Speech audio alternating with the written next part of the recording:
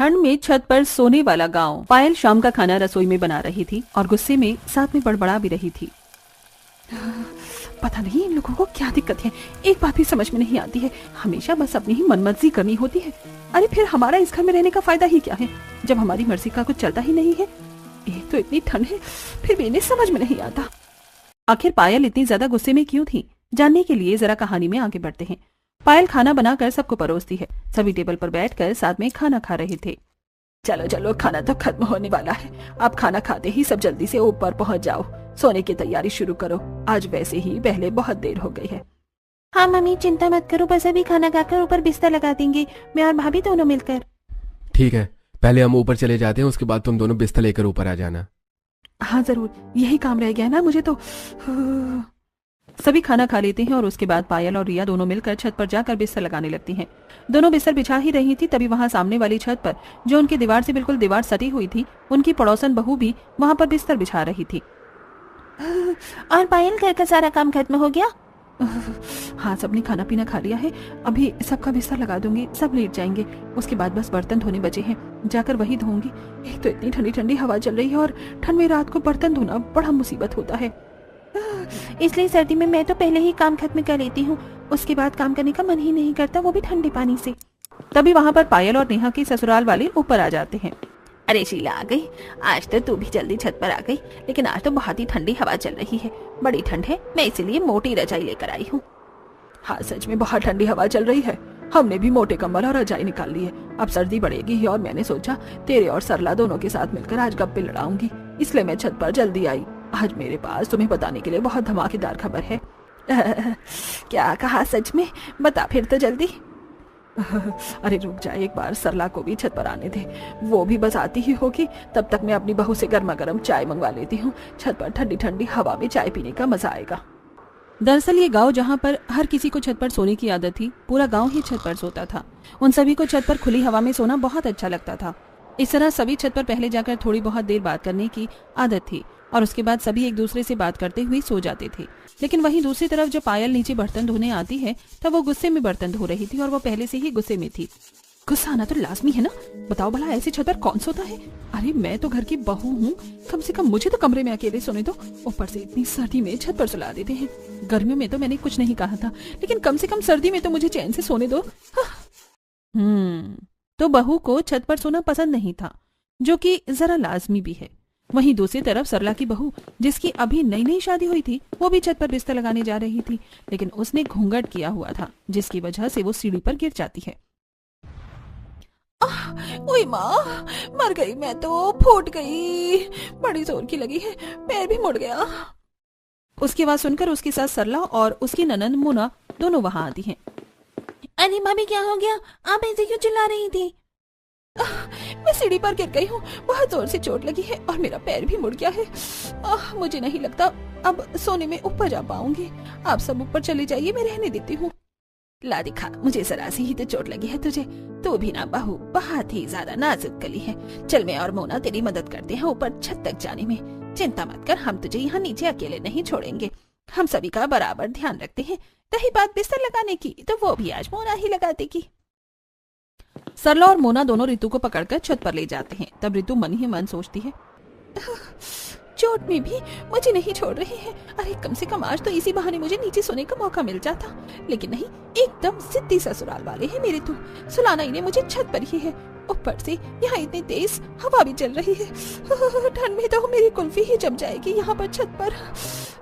इस तरह रितु को भी जबरदस्ती छत पर ले जाया जाता है और हर कोई अड़ोसी पड़ोसी रात को छत पर खुले आसमान के नीचे बिस्तर लगाकर सोते हैं। यहाँ कुछ ऐसा ही था। इस तरह दिन गुजर रहे थे। वहीं पड़ोस में एक नई नवेली दुल्हन आई थी। तभी उसका गृह प्रवेश कर रहे थे और वहां पर सभी पड़ोसन थी।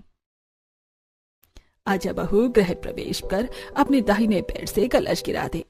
पलक कलश गिरा कर गृह प्रवेश करती है। उसके बाद सभी कहते हैं, हाँ, स्वागत है हमारे खुले गांव के ससुराल में, एकदम खुली और ताजी हवा का एहसास होगा यहाँ। बिल्कुल सही कहा, यहाँ पर ऐसा खुला वातावरण कहीं नहीं मिलेगा बहू, जैसा हमारे गांव में मिलता है। हमारी बहुओं से पूछो, इसलिए तो खुश रहती हैं।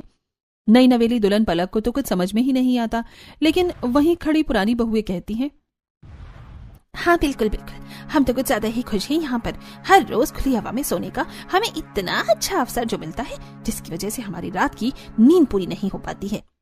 अरे कुछ दिन पहले मुझे चोट लग गई, लेकिन फिर भी जबरदस्ती मुझे छत पर लेकर गई है सुलाने के लिए। हाँ, और कल पूरी रात मुझे नींद नहीं आई। एक तो इतनी ठंडी हवा चल रही थी, ऊपर से मेरा कंबल भी इतना पतला था। आज भी मुझे खांसी जुकाम हो रखा है, लेकिन नहीं, इन्हें तो सिर्फ अपनी मर्जी चलानी है। सच में क्या ही कह सकते हैं इन लोगों को। अब अगले दिन जब पलक रात को सभी को खाना बनाकर खिलाती है, खाना खाने के बाद वो जब अपने कमरे में जा रही थी, तब उसकी सास उसे रोकते हुए कहती है, अरे बेटा कहाँ जा रही है, चल जल्दी से बिस्तर लेकर छत पर चल, वहीं पर हमारा बिस्तर लगेगा। ये बात सुनकर पलक को बड़ी हैरानी होती है। क्या कहा, छत पर? लेकिन ऐसा क्यों? अरे हमारे यहाँ ऐसा ही होता है, हमारे यहाँ पूरा गांव छत पर ही सोता है। छत पर एकदम खुली और ताजी हवा जो चलती है, छत पर सोने का जो मजा है वो कहीं और नहीं। जल्दी कर, सब लोग छत पर आ गए होंगे। ये बात पलक को तो बड़ी अजीब लगती है, लेकिन वो कर भी क्या सकती थी। जैसा उसकी सास ने करने को कहा, उसने वैसा ही कर लिया। उनके पीछे पीछे छत पर चली जाती है और चारों तरफ नजरें घुमाकर देखती है कि लगभग पूरा गांव ही अपनी छतों पर बिस्तर बिछा रहा था और आधे लोग तो सो भी गए थे। तभी उनकी पड़ोसन सुनीता कहती है, अरे वाह, हमारी नई नवेली दुल्हन भी आ गई छत पर। कैसे नहीं आती, छत पर सोने का मजा ही जो अलग है। वही तो, छत पर खुले में सोना जितना मजा और कहीं हो भी सकता है भला। वहीं दूसरी तरफ सुनीता की बहू मन में सोचती है, ये लोग कुछ भी अपने मन में खुद ही सोच लेते हैं, हमें अच्छा लगेगा, लेकिन इन्हें कौन बताए हमें जो छत पर सोना बिल्कुल भी पसंद नहीं है, लेकिन जबरदस्ती ऊपर उठाकर ले आते हैं। मैं तो पलक का सोच रही हूँ, बेचारी को शादी के दूसरे ही दिन छत पर जाकर सोना पड़ रहा है। पता नहीं मन में क्या क्या सोच रही होगी। सभी बिस्तर लगाकर सो जाते हैं, लेकिन पलक, जिसके लिए ये सब बिल्कुल नया था, उसे बिल्कुल भी नींद नहीं आती। वो आंखें खोलकर देखती है कि उसके पूरे ससुराल वाले आराम से खर्राटे मारकर सो रहे थे। वो बड़ी परेशान हो जाती है। यार, यहाँ छत पर कितनी तेज हवा चल रही है। मेरे ससुराल वाले नहीं, मुझे तो लगता है पूरे गांव वाले ही पागल हैं। भला ऐसी सर्दी में इतनी ठंडी हवा में छत पर कौन सोता है? सभी लोग कैसे खर्राटे मारकर सो रहे हैं? मुझे तो बिल्कुल नींद नहीं आ रही, मुझे तो बहुत ठंड लग रही है। इस तरह पूरी रात ठंडी हवा में पलक की कुल्फी जम जाती है। वो पूरी रात एक पल भी चैन से नहीं सो पाती और बस करवट बदलती रह जाती है। अगले दिन सुबह पलक सभी को चाय बनाकर देती है। ठंड में सुबह सुबह चाय का अलग ही मजा है। अच्छा बहू, एक बात बता, रात को तुझे मजा आया ना ऊपर सोने में? हे भगवान, ये कैसा सवाल हुआ? मजा तो आया ही होगा माँ। अब ठंड में यहाँ पर इतनी खुली और ताजी हवा में छत पर सोने का मौका मिलेगा तो हर किसी को अच्छा तो लगेगा ही। हे भगवान, मुझे तो मेरा पति भी बिल्कुल पागल ही लगता है। ठंड में छत पर कौन सोता है? इस तरह सभी गांव वाले हर रोज छत पर ही सोते थे, लेकिन बहुओं को बिल्कुल भी नींद नहीं आती थी। ना तो उन्हें बिल्कुल भी आदत थी छत पर सोने की, और ऊपर से उन्हें बहुत सी परेशानी भी होती थी। एक रात जब सभी आराम से सो रहे थे, तब पायल, अरे यार, छत पर तो इतने मोटे मोटे मच्छर हैं, लगता है एक ही दिन में ये मेरा सारा खून पी जाएंगे। अब क्या करूं? ऊपर से मुझे बहुत ज्यादा ठंड भी लग रही है। पायल को बिल्कुल भी नींद नहीं आ रही थी और वो आंख बंद करके दोबारा सोने की कोशिश करती है, लेकिन तभी उसकी ननंद रिया उसके ऊपर पैर रख देती है, जिसके बाद उसे गुस्सा आता है। लो जी, बस इसी चीज की कमी रह गई थी। मेरे ऊपर इतना भारी 10 किलो का पैर रख दिया है। सब इतना चिपक कर सोते हैं, बिल्कुल नींद नहीं आती है। पायल गुस्से में रिया का पैर उठाकर फेंक देती है और दोबारा सोने की कोशिश करती है, लेकिन इस बार रिया उसके ऊपर हाथ रख देती है। कौन सी मनहूस घड़ी में मैं आकर इस गाँव के ससुराल में फंस गई हूँ। सिर्फ इस ससुराल में नहीं, इस गांव के किसी भी ससुराल में आना बेवकूफी है। इस बार पायल उसका हाथ हटाती है और उसके बाद वो उठकर टहलने के लिए छत के दूसरे कोने पर जाती है।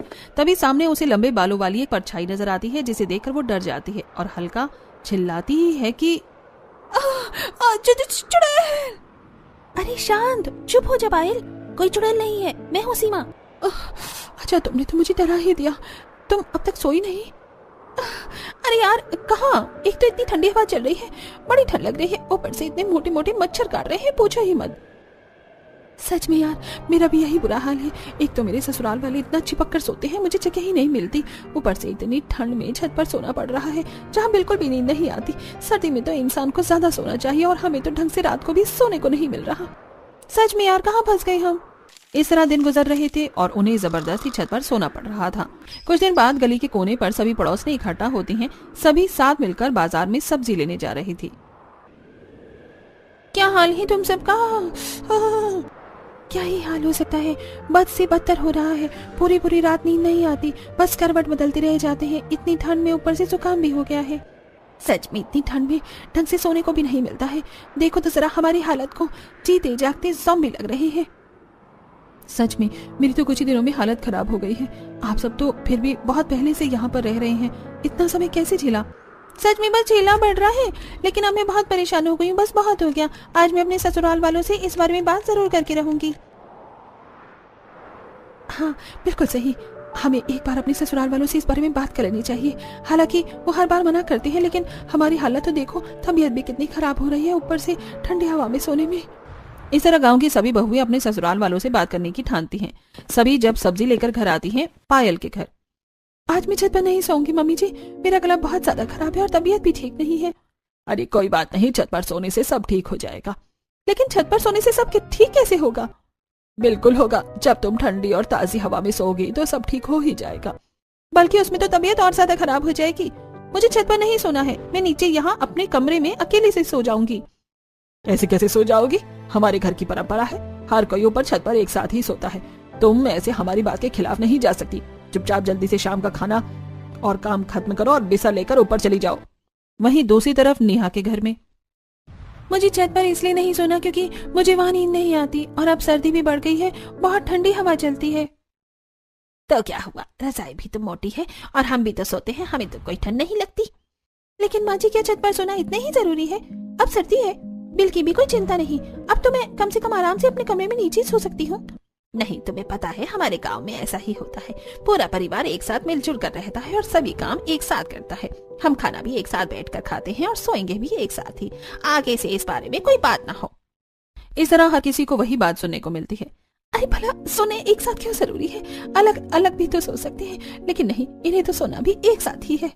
अगले दिन शाम को, आजकल छत पर सोने में कितना मजा आ रहा है ना, कितनी ठंडी मस्त हवा चलती है।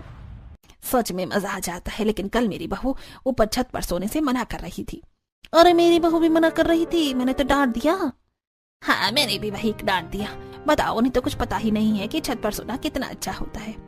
हाँ, मेरी नई नवेली बहू भी कल मना कर रही थी, लेकिन मैंने उसे भी समझाया कि ऊपर खुली और ताजी हवा में सोना कितना अच्छा होता है।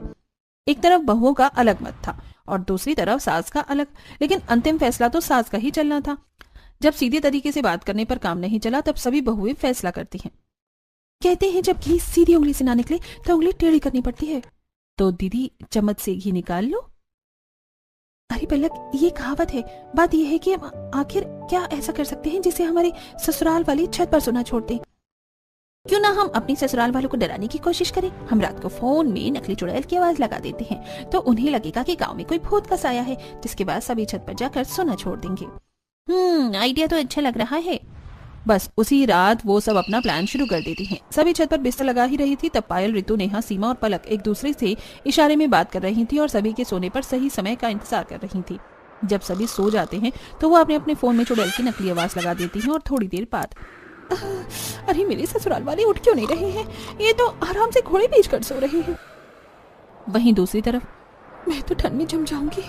इतनी देर से ठंड में इंतजार कर रही हूँ कि कोई तो डर कर चिल्लाएगा, लेकिन यहाँ सभी आराम से खर्राटे मारकर सो रहे हैं। दत्त तेरे की, मेरा ये प्लान तो फेल हो गया। प्लान फेल होने के बाद लगता है हमें हर रोज छत पर ही सोना पड़ेगा। इस प्लान से तो कोई भी नहीं उठा। डरना तो दूर की बात है, अब सो ही जाती हूँ। वैसे भी इतने दिनों से ठीक से सोई तक नहीं हूँ। पलक रजाई में मुंह ढककर सो जाती है। अगले दिन पांचों मिलती हैं। कल का प्लान तो बिल्कुल फेल हो गया। क्यों ना इस बार हम उन्हें किसी सांप या बिच्छू से डराएं। अरे अगर हम उन्हें इससे डराएंगे तो हमारा भी तो नुकसान होगा। हम खुद डर जाएंगे। भला सांप और बिच्छू कोई खेलने की चीज थोड़ी है। अरे तो असली कौन लेकर आएगा? नकली लाएंगे। हम में से कोई एक ही ये काम करेगा ताकि सभी भी डर जाएं और हमारा भांडा भी ना फूटे, क्योंकि नकली की बात तो जल्दी ही फैल जाएगी। अगले प्लान को अंजाम दिया जाता है। जब सभी सो रहे थे तब सबसे पहले पायल अपने ससुराल वालों के ऊपर सांप डालती है। जैसे ही रमेश को एहसास होता है कि उसके ऊपर कुछ है तो वो उसे हटाने की कोशिश करता है। तब उसके हाथों से छूकर एहसास उसे होता है कि ये कोई अजीब सी चीज है। वो जैसे ही उठकर उसे पकड़ता है तो अंधेरे में उसे एहसास होता है कि उसने सांप पकड़ा है। जिसके बाद वो तेजी से चिल्लाता है, अरे बचाओ बचाओ, सांप आ गया, सांप आ गया।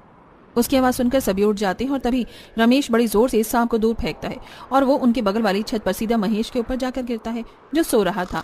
महेश को भी किसी के होने का एहसास होता है और जैसे ही वो देखता है तो वो भी चिल्लाकर उसे दूर फेंक देता है। इसी तरह सभी उठ जाते हैं। और क्या हुआ जी, क्या देखा आपने? अरे मेरे ऊपर सांप आया था, मैंने उसे अभी फेंका है। क्या कहा पापा जी? सांप आ गया? देखा, यहाँ खुले में सोना बिल्कुल भी सेफ नहीं है, बहुत खतरनाक हो सकता है। वहीं बगल वाली छत से महेश भी डरते हुए कहता है, अरे मेरे ऊपर भी सांप आ गया था, मैंने अभी दूर फेंका है। ये तो बहुत खतरनाक बात है, अचानक से यहाँ सांप कैसे आ गया? देखो वो कोने में पड़ा है, हमें लाइट जलाकर देखना चाहिए, उसे भगाना चाहिए, नहीं तो खतरनाक हो सकता है।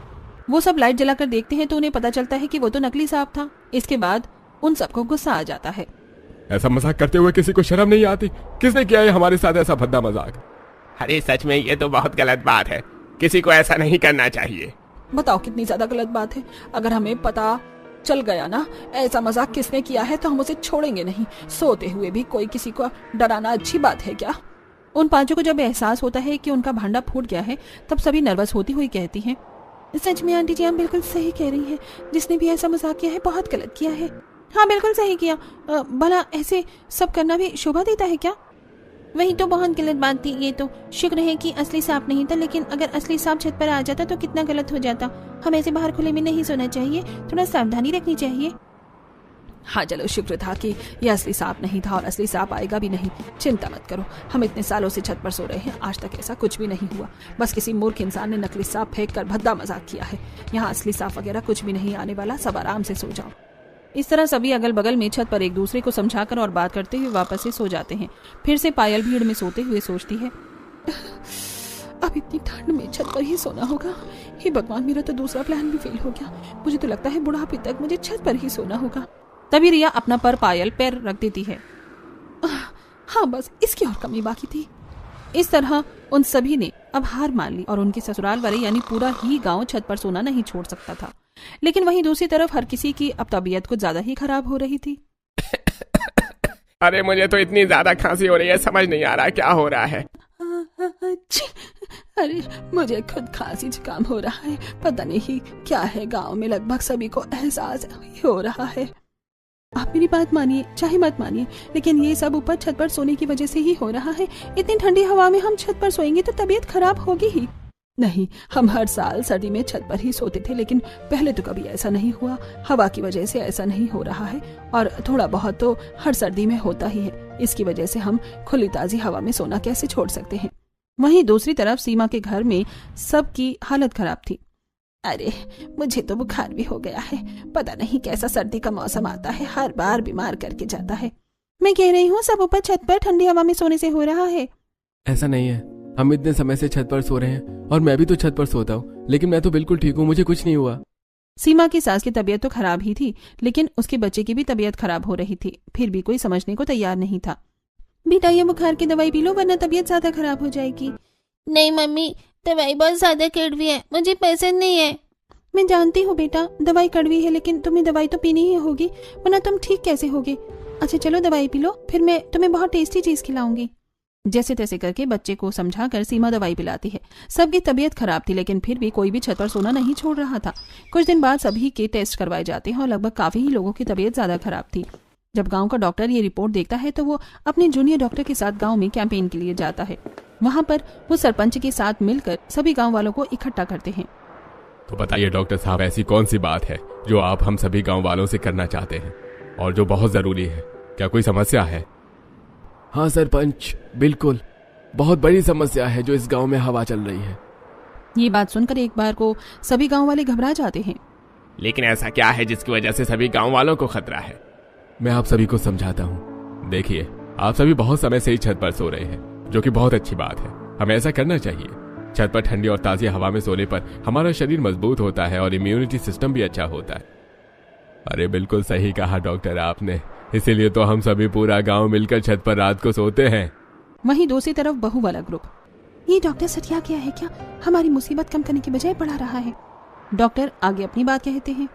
हाँ बिल्कुल, हमारे पूर्वज भी पहले छत पर सोते थे, क्योंकि पहले बहुत सारे पेड़ पौधे होते थे, खुली हवा होती थी। पहले इतनी गाड़ियां और टेक्नोलॉजी भी नहीं थी, लेकिन अब धीरे धीरे जमाना बदलने लगा है, टेक्नोलॉजी होने लगी है। अब घर में हर फ्रिज, एसी, टीवी और बहुत सी बाइक और गाड़ियां भी हैं, जिसकी वजह से हवा दिन ब दिन दूषित होती जा रही है। खासकर सर्दियों के मौसम में जिसम में पराली भी बहुत ज्यादा जलती है, जो कि पॉल्यूशन का बहुत बड़ा कारण है। अरे बिल्कुल सही कहा आपने, लेकिन इन सब बातों का क्या तात्पर्य है? इन सभी बातों का तात्पर्य है कि अब जो आज की हवा है वो पहले के जमाने की तरह बिल्कुल शुद्ध और ताजी नहीं रही, जिसकी वजह से हमारे शरीर में बहुत गंदी हवा जाती है। दिन में तो हमारी मजबूरी होती है घर के बाहर जाकर खेतों में काम करना या हमारा नौकरी करना, लेकिन रात को आप सभी की ऐसी कौन सी मजबूरी है जो आप सब छत पर सोकर इतनी गंदी हवा को अपने शरीर के अंदर लेकर जा रहे हैं। रात को तो हमारा शरीर रेस्ट करता है, सारी गंदी हवा को बाहर निकालता है, लेकिन आप सभी उसे रेस्ट देने के बजाय वही गंदी पोल्यूशन वाली हवा में सोकर अपने शरीर को और दूषित कर रहे हैं। ये बात सुनकर सभी गांव वाले हैरान हो जाते हैं और समझने की कोशिश करते हैं कि आखिर डॉक्टर सच में उनसे क्या कहना चाह रहे थे। देखिए, इसीलिए आधे से ज्यादा गांव बीमार हो रहा है। हर किसी को खांसी, जुकाम, गला खराब हो रहा है, ये सब पोल्यूशन की वजह से। जब मैंने आप सभी की रिपोर्ट को चेक किया और मुझे इसका कारण पता चला तो मैंने जल्दी से फैसला किया कि आप सभी को इस बारे में बताया जाए। देखिए, ये सोच अच्छी है कि खुली और ताज़ी हवा में सोना चाहिए, लेकिन आजकल वो खुली और ताज़ी हवा है कहाँ। पहले के ज़माने में पोल्यूशन नहीं था तो सब शुद्ध था, लेकिन आजकल आप वाकिफ़ है कि सब सच्चाई से। तो फिर इतना बड़ा खतरा क्यों मोल लेना, जिसकी वजह से हमारी तबीयत खराब होती है और ये हमारे स्वास्थ्य के लिए बहुत हानिकारक है। अरे बिल्कुल सही कहा डॉक्टर ने। तो आप सभी गांव वाले अगर अपने स्वास्थ्य को सही करना चाहते हैं तो सर्दियों में खासकर छत पर न सोया जाए, तभी पॉल्यूशन ज्यादा होता है और गर्मी में इतनी परेशानी नहीं होती।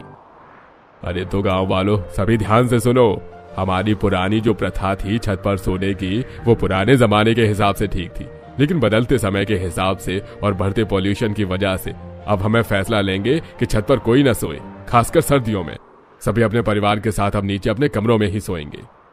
इस तरीके से ऑफिशियली ये गांव के सरपंच द्वारा निर्धारित हो जाता है। सभी गांव वालों को भी ये बात समझ आ जाती है और वो भी छत पर सोने का फैसला छोड़ देते हैं। सभी डॉक्टर के पास जाकर धन्यवाद करती हैं। हमें खुशी है कि हमारी बात सुनने के बाद आपने सभी को समझाने का निर्णय लिया। हमारी मदद करने के लिए आपका बहुत बहुत शुक्रिया। ये तो मेरा फर्ज है, एक डॉक्टर का फर्ज है सबकी जान बचाना और उन्हें सभी सही चीज से अवगत कराना।